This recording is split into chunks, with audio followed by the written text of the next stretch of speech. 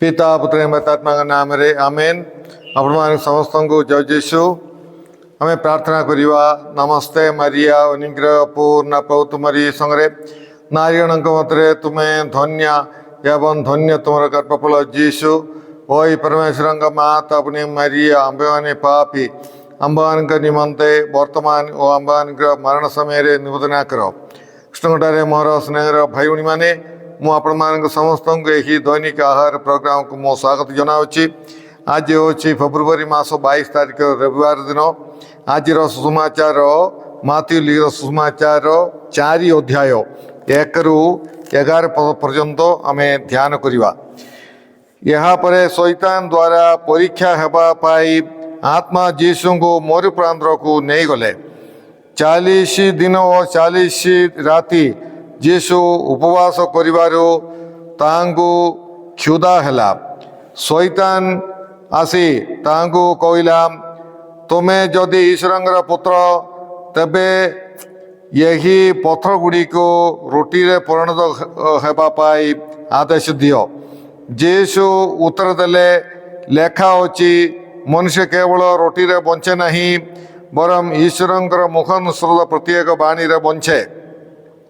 तापर शैतान जीशु को पवित्र नगरी को नहीं गला एवं मंदिर चूड़े रखी तांको कहला, तुम्हें जदि ईश्वर पुत्र तबे तलकू डेई पड़, कारण लेखा होची से तुमको रक्षा करने दूत मान को प्रेरण करिवे एवं सेमाने स्वहस्तरे तुमको तली धरिवे जेपरी तुमर पाद पथर रे आघात प्राप्त न हुए।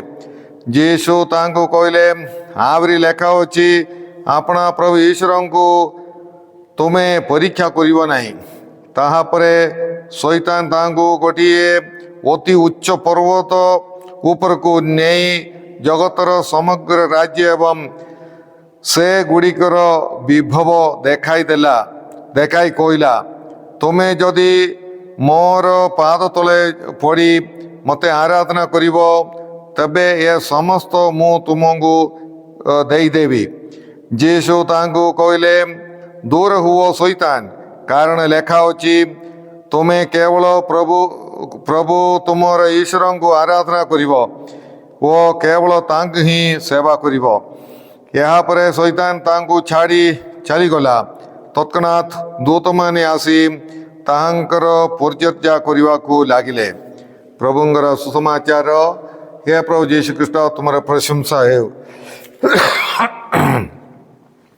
संगठन मोर स्नेहर भाई भाई मैंने आज सुसमाचार आम प्रभु जीशु ख्रीष्ट परीक्षा प्रलोभन विषय आम शुणिलु। आीशुकर से 3टी परीक्षा को यही 3टी प्रलोभन ईश्वर वाक्य माध्यम शैतान को जीशु परास्त कले। तेणुक ईश्वर वाक्य माध्यम प्रभु जीशु ख्रीष्ट यही शैतान 3टी प्रलोभन को जितवाटा आम देखिपारिछु। तेणुक आमर जीवन में अवश्य परीक्षा प्रलोभन गुड़िक आसव। तेणुक आम ईश्वर वाक्य को जितेबाला आमर जीवन में परीक्षा प्रलोभन आसव से ईश्वर वाक्य को आम मन पकेवा। ईश्वर आदेश, ईश्वर आज्ञा, ईश्वर प्रेम ये सब मन रखिकी आम परीक्षा प्रलोभन ठारू दूर रही परीक्षा प्रलोभन को जितवा शैतान को परास्त करने आम चेष्टा करवा। से जीशु आम समस्त को गोटे उत्तम नमूना तांगर निजर जीवन द्वारा गोटे उत्तम नमूना आज आम समस्त को प्रदान करिसेंती। सेहीपरि आम ईश्वर वाक्य सबुदिन पढ़ा एवं शिखा एवं मन रखा बाइहाट करवा घोषिवा ताले जतबेले दरकार अच्छी सेतबेले आम जीशु परी से वाक्य को व्यवहार करिपारिबा। हमर प्रार्थना रे हमर प्रलोभन को जितवा पाई सबू हमर जीवन रे आमे ताहाकू आमे व्यवहार करि पारिबा। तेणुकरी ईश्वर वाक्य को हमर जीवन रे गुरुत्व देकी शिखा पढ़ा सबुदिन पढ़ा सब आम चेष्टा करवा।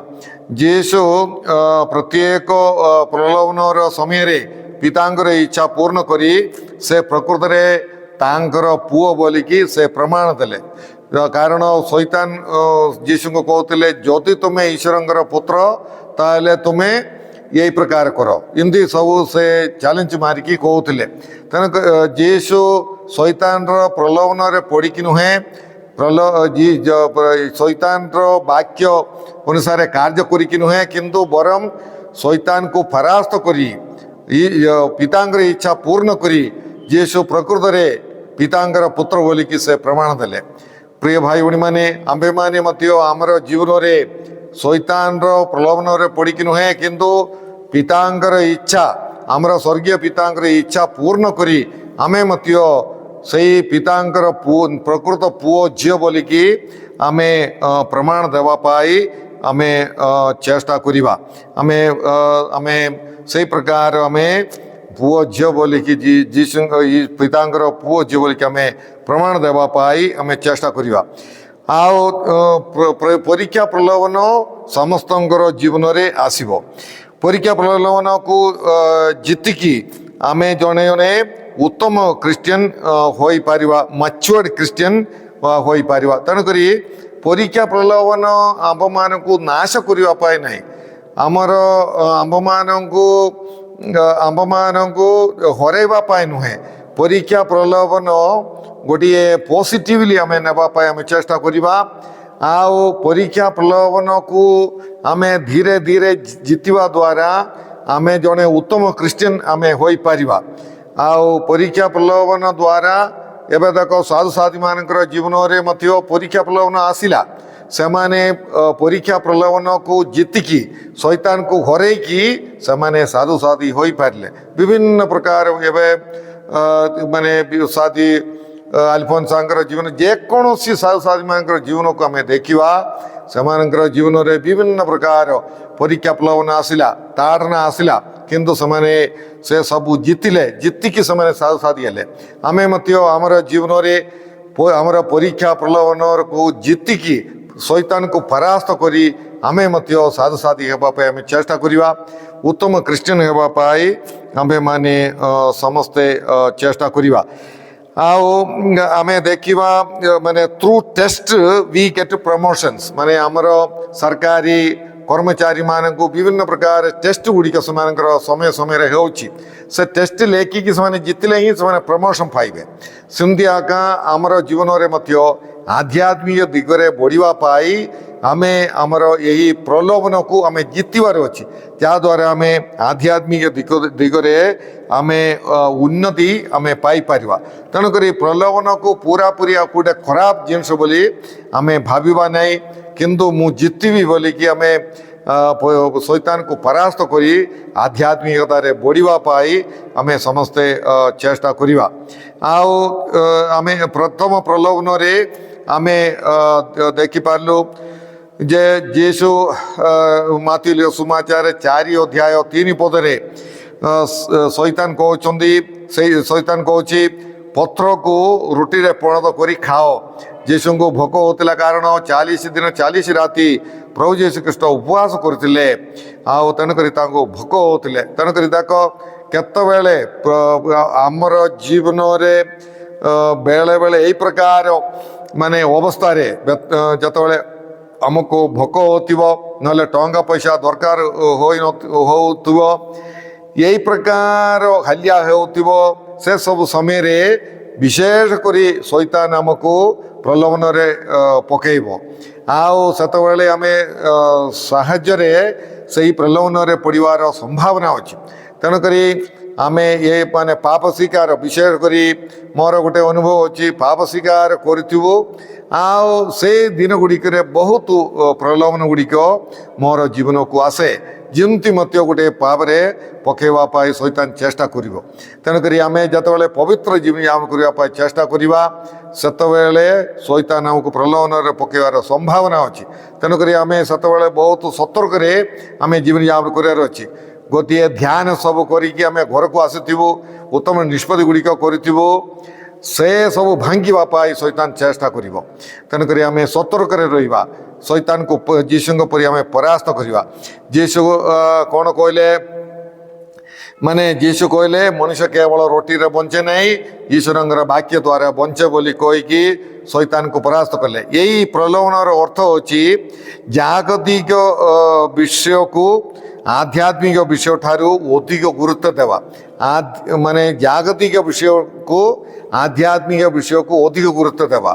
ଏହିସବୁରେ ଆତ୍ମା ଠାରୁ ଶରୀରକୁ ଅଧିକ ଗୁରୁତ୍ୱ ଦେବା, ଈଶ୍ୱରଙ୍କ ଠାରୁ ଅଧିକ ଗୁରୁତ୍ୱ ଜାଗତିକ ବିଷୟକୁ ଦେବା।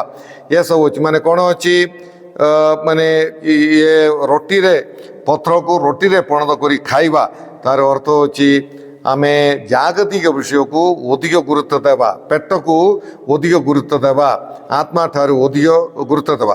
ଦ୍ୱିତୀୟ ଅର୍ଥ ହେଉଛି ତୁମର ଆଧ୍ୟାତ୍ମିକ ଶକ୍ତିକୁ ନିଜର ସ୍ୱାର୍ଥ ପାଇଁ ବ୍ୟବହାର କରିବା।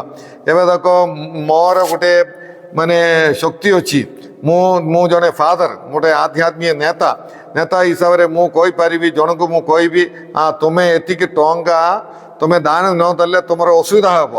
ଏମିତି ସବୁ ମୁଁ ମୋର ଅଧିକାରକୁ ଦୁର୍ବ୍ୟବହାର କରିବା, ଏସବୁ ହେଉଛି ପତ୍ରକୁ ରୁଟିରେ ପରିଣତ କରି ଖାଇବାର ଅର୍ଥ।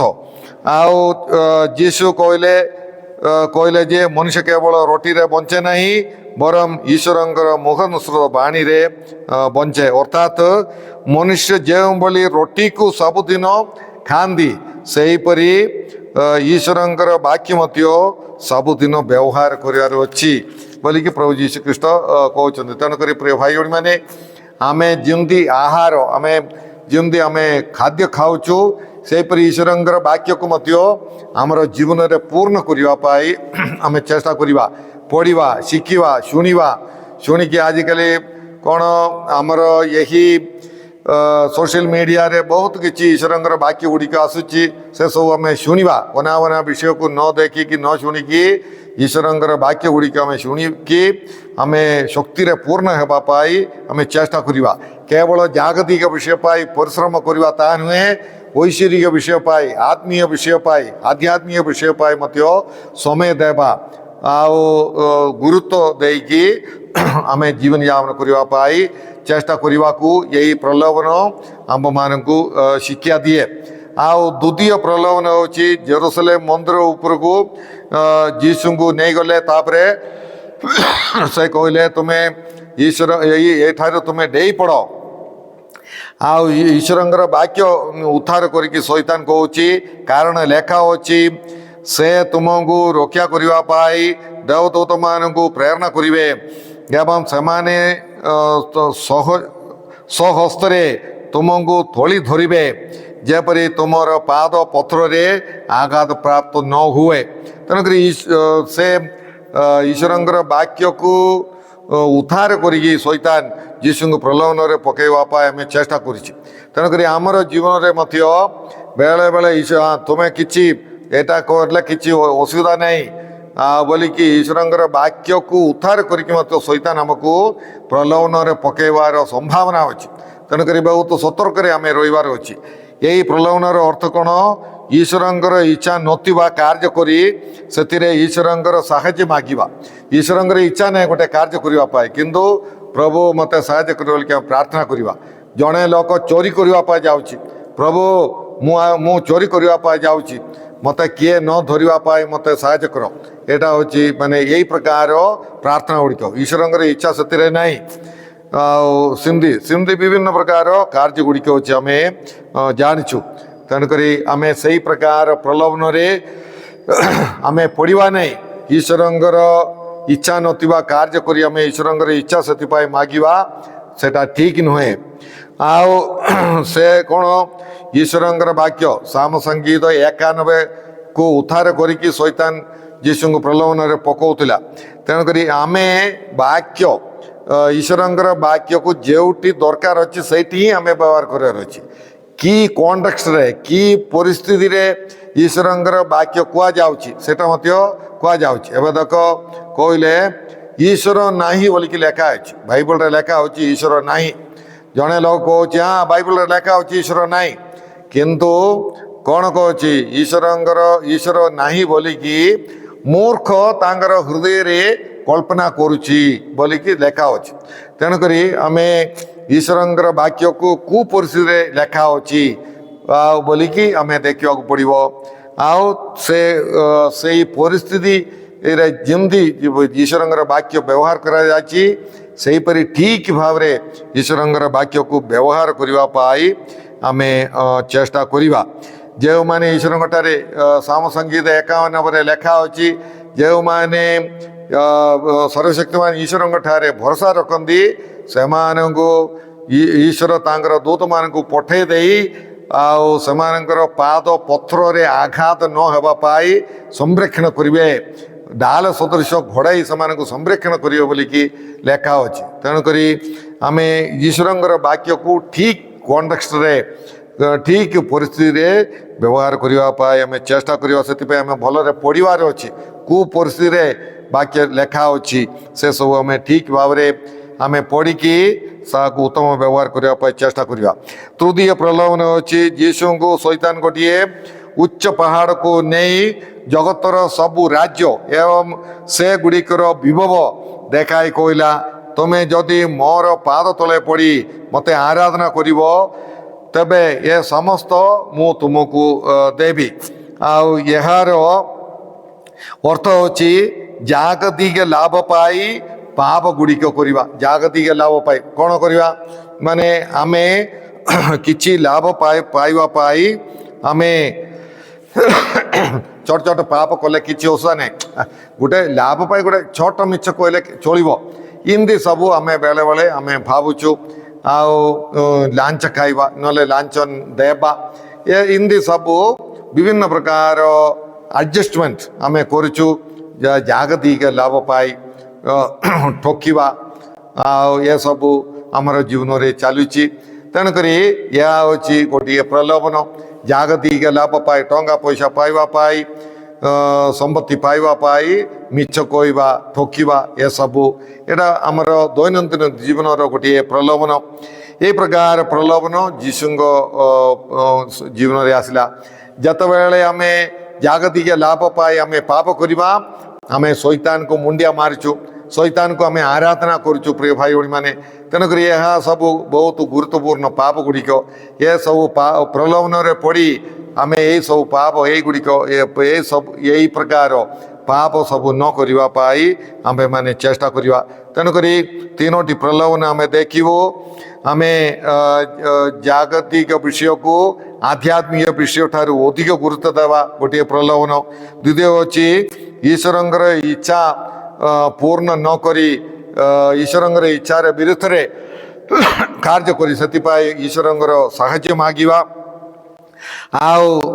तृतीय होची जागतिक लाभ पाई पाप करवा ये सब तीनोटी प्रलोभन तेणुक प्रिय भाई मैंने यही प्रकार प्रलोभन को आमे जीतिकी आमर आध्यात्मिक जीवन को आमे मजबूत करवा पाई आमे आध्यात्मिक जीवन रे आमे उन्नति पाइबा पाई आमे चेष्टा करवा आमर प्रलोभन आमको प्रलोभन को आमे जीतिवा जीतिकी आमे आध्यात्मिक दिगरे बढ़िवा पाई आमे चेष्टा करवा यही यही तपस्या काल गोटे मुख्य विषय मुख्य प्रैक्टिस आमे प्रलोभन को आमे हरैकी आमे गोटे प्रैक्टिस एटा होचे आमे आध्यात्मिक दिगरे आमे शक्ति प्राप्त करिबा आमे प्रार्थना करिबा हे प्रभु परमेश्वर यही आजिर उत्तम यही